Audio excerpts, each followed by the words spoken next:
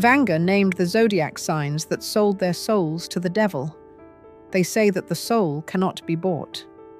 But there are those who have long since made this choice, quietly without words, for the sake of power, fame, or superhuman strength. Vanga once said, "Some zodiac signs have crossed the line where light ends and shadow begins."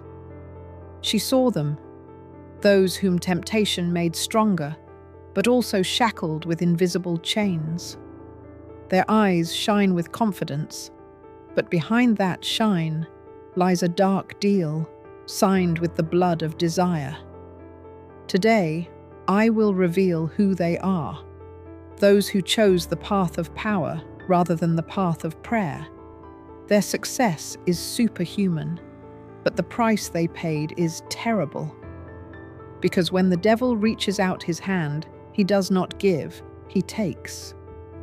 Don't miss a single word of this video, because perhaps among these signs is yours. Subscribe now if you are ready to learn the truth that Vanga whispered, so that only the chosen ones could hear. What you are about to hear may change your perception of yourself and of who really controls your destiny. The first sign is Gemini. They smile, even when a storm is raging inside. Gemini always know how to say what others want to hear. Their speech is a weapon sharpened to a shine, and their minds are a labyrinth in which even the wisest can easily get lost. It is this duality, this ability to live in two worlds, light and shadow, that has made them the most seductive allies of the dark forces. Vanga said that the soul of Gemini once stood on the border where light touched darkness, and it was then that they sold not their bodies, but their voices. Because the voice of Gemini is their contract. They agreed to power over words in exchange for silence in their hearts. Since then, they no longer belong to anyone, neither to people nor to God. They don't need fire to burn. It's enough to say a few sentences, and destinies crack like dry branches. Their eyes sparkle with playfulness, but behind it lies cold analysis. They are able to sense the slightest weakness in a person, transform themselves into their image, and make them believe that they are a friend, while they themselves hold the strings that will later move their decisions. Their ability to copy other people's energy is a gift, but also a curse. That is why many say that Gemini do not live their own lives. They only reflect others, like mirrors in which the devil sees himself. They never sleep peacefully. When others are searching for meaning, Gemini already know that meaning is fictional. They are not bothered by faith, because faith is a trap. They seek truth where most are afraid to look, in people's weaknesses, in their fears, in words spoken in a half-whisper. They know how to hear the whisper of lies and turn it into music. Their appeal is like a light over an abyss. It beckons, but leads down. They understand that the truth does not need to be proven. It is enough to make others doubt, and everything collapses on its own. Their mind is the most dangerous weapon. Gemini can manipulate without pressure, without force, only with words that dissolve resistance. They don't steal energy. They make you give it up willingly. One glance is enough for them to recognize your weakness, and then the game begins. They don't believe in good or evil, only in efficiency. And so it was easy for them to make their choice, not out of despair, but out of curiosity. The devil did not deceive the twins. He only gave them what they had long sought, absolute freedom from conscience. They do not betray. They simply do not recognize boundaries. For them, every person is a story that can be rewritten. They play their roles brilliantly. Charming conversationalist, inspired orator, gentle friend, cold observer. But their true selves are always behind the screen, where there is peace and emptiness. In moments of silence, they feel something old stirring inside, a memory of the moment when the deal was signed. Then they chose knowledge over light, and that knowledge became their trap, because the more they learn, the less they are able to love. Their soul has become a repository of foreign voices, foreign emotions, foreign names. They lost themselves, but in return gained an almost divine power of persuasion. When Gemini speak, the world stops to listen to them. When they are silent, it feels as if even the air dares not breathe. Their energy is cold but attractive, like a polished stone at the bottom of a river. They do not seek love, they seek a reflection in which they can find confirmation of their power. And if someone tries to get too close, Gemini instinctively run away, because any attachment destroys their contract. They don't need the devil by their side. He is within them, in the sparkle of their eyes when they feel they can convince anyone, in the satisfaction that a person has succumbed to their words. They are the ones who laugh at confession because they understand that sin is just a tool. They do not repent because they see no guilt. For them, morality is just an agreement that can be revised, and that is why they always win, not by force, but by flexibility. Deep down, they know they have paid a high price. Sometimes, in the middle of the night, they feel an emptiness that no conversation, no success, no recognition can fill. But instead of pain, calmness comes. Indifferent, deep, silent. They stopped fighting long ago. They don't need proof, they don't need faith, they don't need God. They are their own judges, witnesses, and executioners. And if someone ever says that Gemini sold their soul, they will just smile, because they know that soul is also a word, and words belong to them. The second sign is Leo. Leo has always had too much fire to remain a mere mortal. His pride is not a flaw, but fuel. It is what made him a being who does not just live, he rules. Leo does not need a crowd to shine, but the crowd follows him like the sun, not realizing that the light that warms can also burn. Vanga said that among all the signs, Leo was the most conscious in making a deal with darkness. Not out of despair, not out of fear, but out of a thirst for greatness. He did not bow his head, he extended his hand. Because for him, power is not a luxury, but a natural right. The devil did not tempt Leo. He came as an equal to an equal. And Leo, seeing in his eyes a fire similar to his own, understood. Here is the one who can give him an unlimited stage. Not just fame, but power over human hearts. Since then, every Leo has had an invisible double, a cold strategist who sees the world as an arena where the winner is always right. He does not need justice because he creates it himself. Leo is capable of charming effortlessly. His presence changes the air. People begin to speak more quietly, look up from below, without even realizing that they are obeying. His charisma is like lightning that burns away doubt. And it was this charisma that became his signature on the agreement. Leo agreed to endless radiance, even if it would consume him from within. Because the main thing is for the world to see the glamour. His path has never been easy. Leos don't fall, they crumble with dignity. And even when everything collapses inside, they remain unshakable on the outside. It is their ritual, not to show weakness, because weakness is a crack through which a shadow can penetrate. But it was through this crack that the devil entered. not as an enemy, but as an ally who promised one thing: endless power of persuasion. Now, Leos are not just masters of the stage, they are its creators. They can lift someone to the top with a single word and destroy them with a single glance. Their confidence borders on fanaticism. They believe in themselves so much that their faith becomes contagious.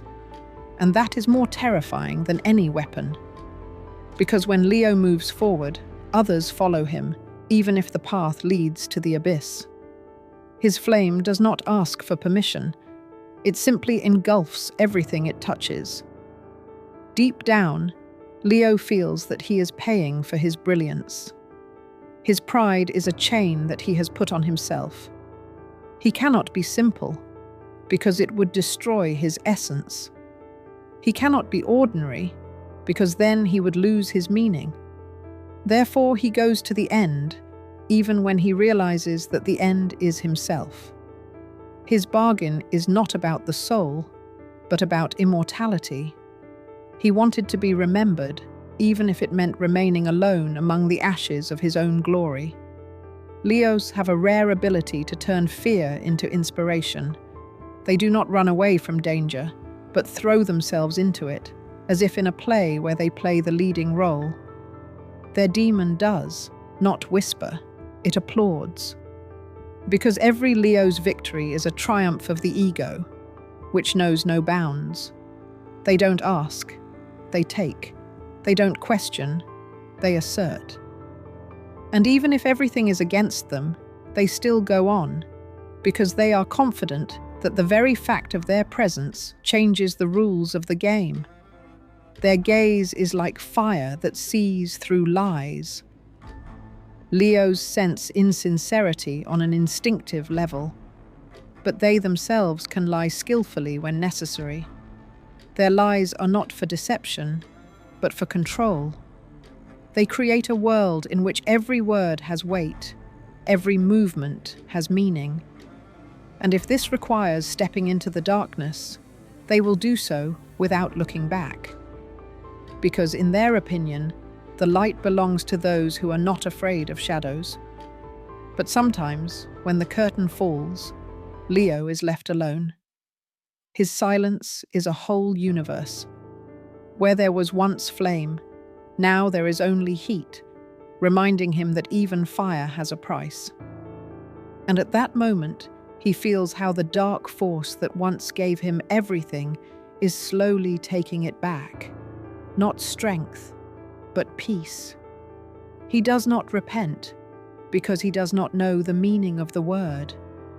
He only looks in the mirror and sees not an enemy, but his own shadow whispering, "You chose the throne yourself. Now hold on to it until your last breath." This is how Leo lives, between worship and devastation, between glory and loneliness, between radiance and ashes. And while others dream of salvation, he wants only one thing: for his name not to fade away even when the world turns to night. The third sign is Aquarius. Aquarius never obeyed the rules. His thoughts were always ahead of his time, his gaze pierced through any lie, and his heart had long since ceased to believe in the sanctity of human morality. That is why, as Vanga said, this sign was among those who chose not the path of obedience, but the path of compromise. Aquarius did not sell his soul out of despair. He did it with cold calculation. He lacked the boundary beyond which human knowledge ends and absolute knowledge begins. And when the opportunity to cross that boundary presented itself, he did not hesitate. His agreement had no smoke, seals, or flames. It happened inside when he renounced his belief in good and evil. From that moment on, Aquarius no longer sought the truth. He created it. He senses people not with his heart, but with his consciousness. His mind is an endless mechanism that works without emotion, evaluating, analyzing, and breaking things down into pieces. That is why he never feels pain like others do. His coldness is not indifference, it is control. And this control is the main gift he received as a result of his agreement. Aquarius is the architect of chaos. Where others see disorder, he sees a system. He is capable of turning disaster into opportunity and other people's weaknesses into tools. His strength lies in his lack of fear. He does not need approval. He does not need love. He does not need faith. He needs results. And if he has to go through darkness to get them, he will do so without hesitation. Because he knows that the devil is not an enemy, but part of an equation called power. In Aquarius's world, there are no coincidences. Every encounter, every word, every movement is part of his strategy. His ability to sense the future is not mythical, but intellectual. He sees patterns where others see chance, and that is why he is feared. Because Aquarius can predict not only people's actions, but also their thoughts.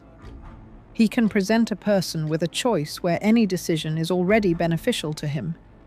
This is not magic. It is a higher level of intelligence. Aquarius does not seek destruction. He is more interested in watching how everything unfolds on its own. His pleasure lies in controlling the process, in understanding the mechanisms of the world. He does not laugh when others fall. He simply records the moment as proof of another pattern. There is no room for pity in his mind.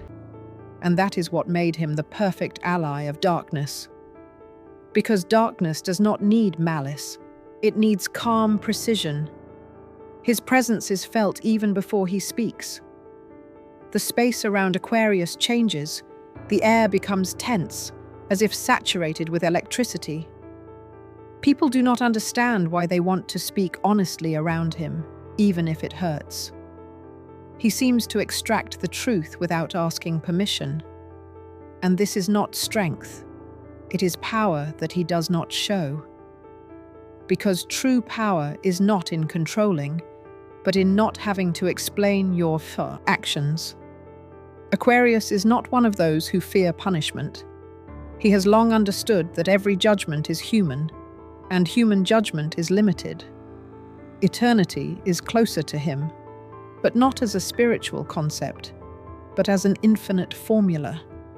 He is interested in how evil works, how temptation is born, how conscience dies. He examines darkness under a microscope and feels no disgust. He cannot be tempted because he already knows all the mechanisms of temptation. He cannot be frightened because he has seen deeper than anyone else. Vanga said that Aquarius sold his soul not for wealth or fame. He sold it for the opportunity to see the truth without embellishment. And now he sees too much. Where others pray, he only observes. Where others dream, he analyzes. And it is this knowledge that makes him lonely. His world is without faith, without illusions, without hope, only facts, logic, causes and consequences. Sometimes he envies those who are able to simply believe. But there is no turning back. The deal has already been made. His strength lies in his self-sufficiency. He does not need approval because he knows his own worth. But sometimes, in the silence, he feels that this world is not his, that human emotions are a language he no longer understands. And no matter how hard he tries to find a balance between logic and heart, cold reason always wins, because that is what he chose instead of a soul. Aquarius is a mind that has become eternal, but eternity without emotions is an abyss. And when he looks into it, he sees his reflection there, calm, confident, fearless, but also lifeless. He has no regrets. He simply exists above good and evil, like a mathematical principle that knows no compassion. And that is his victory, his curse, and his price. The fourth sign is Sagittarius. Every Sagittarius has an inner fire that knows no bounds. They are born to go, to seek, to prove. Their life is an endless search for meaning, and it is in this search, as Vanga said, that they have stepped where they should not have. Because Sagittarians don't ask, they take. Their soul has always strived for the absolute, and when faced with a choice between light and power, they chose the latter, without even realizing that they were making a deal. Sagittarius sold not his soul, but his conscience. He exchanged morality for truth that has no ethics. He has always been drawn to understanding how everything works, how a person becomes strong, how fear is turned into a weapon. And when the dark forces opened the door of knowledge to him, he did not ask the price. He entered. From that moment on, he became someone who sees the world in its true nature, without embellishment, without illusions, without hypocrisy. He understood that good is often just a form of weakness, and evil is energy that must be used. Sagittarius does not worship the devil, he respects him, because this sign embodies fearlessness, capable of challenging even the power that once gave him authority. They are not traitors, they are rebels, and it is this rebellion that made them interesting to the darkness. Because the devil always chooses the proud, not the submissive. Those who do not kneel, but look fear itself straight in the eye. And when Sagittarius signed his agreement, he did so not out of fear, but out of the conviction that he could control even evil. Their strength lies in their words, actions, and steadfastness. They never back down. And that is why their energy is dangerous. Because if Sagittarius believes in a goal, they will pursue it, even if the path leads through chaos, blood, and lies. They are capable of convincing anyone that their truth is the only truth. And this truth sometimes becomes a virus that infects the minds of others. They bring revolutions, destroy old orders, but do not always understand that every truth must be paid for. Sagittarius has always been a symbol of freedom. But this freedom is not a gift, but a test. Because where others see a limit, he sees a challenge. He does not tolerate restrictions, even moral ones. His life is an experiment, and if he needs to test his own soul for strength, he will do so. He can risk everything, even those he loves, if he believes it will lead to a greater truth. That is why he is dangerous, not because of evil, but because of his willingness to cross all boundaries to find meaning. Since the deal was made, Sagittarius has ceased to be an ordinary person. His intuition has become sharper, and his power of persuasion almost hypnotic. His words can both heal and destroy. Sometimes he himself does not notice that he is playing with fire until everything around him turns to ashes. But even then, he has no regrets. Because it is in his nature to start over, from scratch, without fear, without regret. His eyes always look far ahead. Sagittarius sees more than a human being is allowed to see. He is not interested in trifles. He thinks in terms of civilizations, destinies, and eras. And that is what distances him from people. He cannot be part of the crowd because the crowd is afraid of what he understands. His presence is like a flame. People are drawn to it, but they cannot stay close for long. Because next to him, everyone is forced to see the truth about themselves. The agreement gave Sagittarius the most important thing, confidence in his own infallibility. And that is his weakness. Because when a person begins to believe that they know everything, they stop listening. They do not accept advice, do not tolerate criticism, do not apologize. Sometimes this is what destroys them. But even when everything falls apart, Sagittarius does not cry. They look at the ruins as proof that they have lived a real life. Their soul is passionate, rebellious, unpredictable. And although it belongs to darkness, a spark still glows in it, reminding them of the light that once was. Perhaps that is why Sagittarians are always between two worlds. They talk about faith, but live by instinct. They seek good, but act according to the rules of power. Their destiny is to be eternal seekers who will never find peace because they sold it for knowledge. And yet there is a strange honesty in this sale, because Sagittarius does not pretend to be a saint. He does not lie that he is fighting for the truth. He is fighting for himself. And therein lies his greatness and his curse. He knows that the world cannot be saved, but he still shoots at the sky, not because he believes, but because he cannot help but shoot. He is the embodiment of fire that does not ask permission to burn. And even if this fire destroys him one day, he will remain the one who never bowed to heaven or hell. The fifth sign is Capricorn. Capricorn never falls by accident. If he descends, it is only to rise even higher. His life is a staircase carved out of stone, which he climbs regardless of pain, time, or the cries of others. And that is why, as Vanga said, among all the signs, it is Capricorn who has formed the coldest and most intelligent alliance with darkness. Not out of passion, not out of curiosity, not out of a thirst for glory, but out of logic.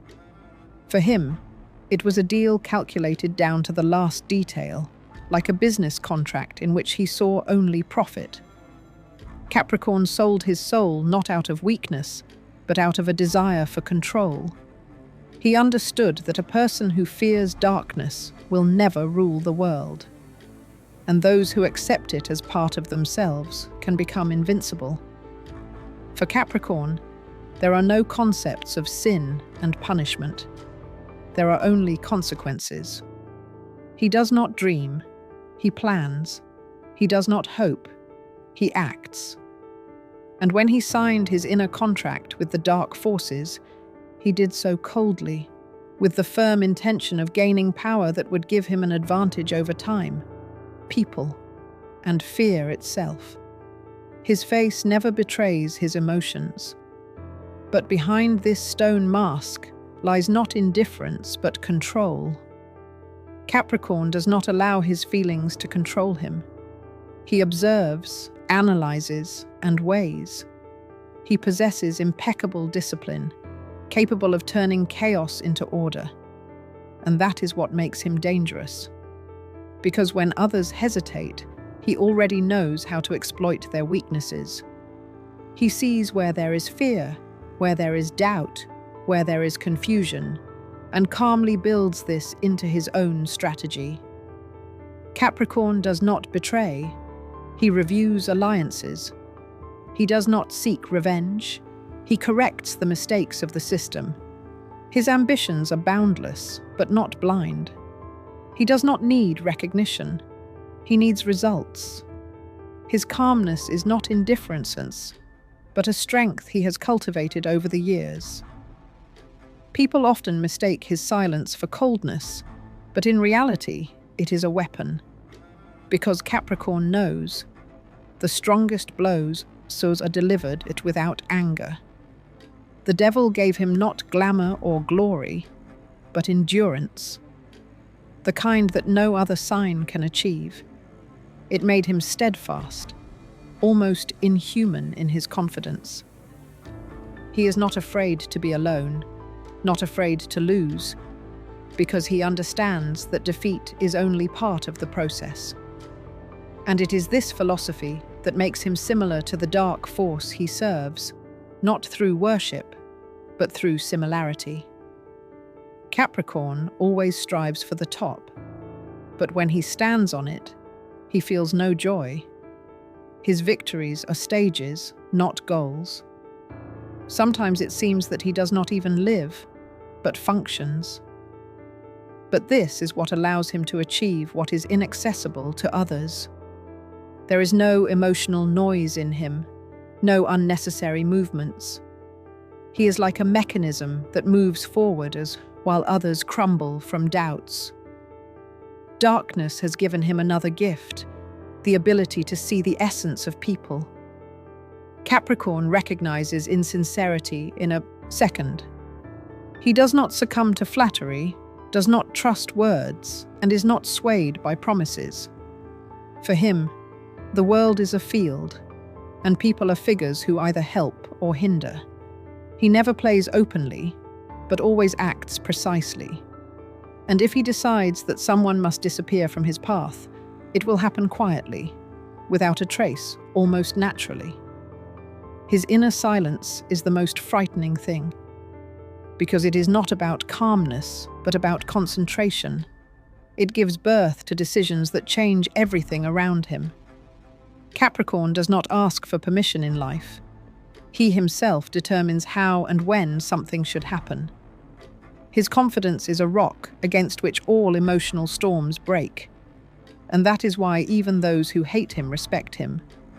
Because he does not play roles, does not seek approval, is not afraid to be cruel if the goal requires it. They do not recognize coincidences and do not tolerate weakness. But sometimes, deep down, Capricorns feel emptiness, the kind that comes with power. Because power always demands a price, and they know that they have paid not with money or blood, but with their ability to feel. Their hearts have long since ceased to tremble with love or compassion. It has become an instrument, rhythmic, precise, controllable. He can feel pity, but he will never allow pity to control him. People think Capricorn is cold because they don't see how much he endures in silence. He does not share his pain because pain is weakness, and weakness is the currency with which defeats are paid. His inner law is simple. Either you control or you are controlled. And this truth has become a dogma for him. It is the dark mark that remains on his soul. Capricorn does not seek justification. He knows who he has become. And even if someone says that he has sold himself, he will only smile slightly. Because a deal made consciously is not slavery, but strategy. He does not need forgiveness or salvation. He needs the confidence that he has not stopped. Because for Capricorn, there is nothing more frightening than standing still. Even in the dark, he builds stairs upward, one after another, to infinity.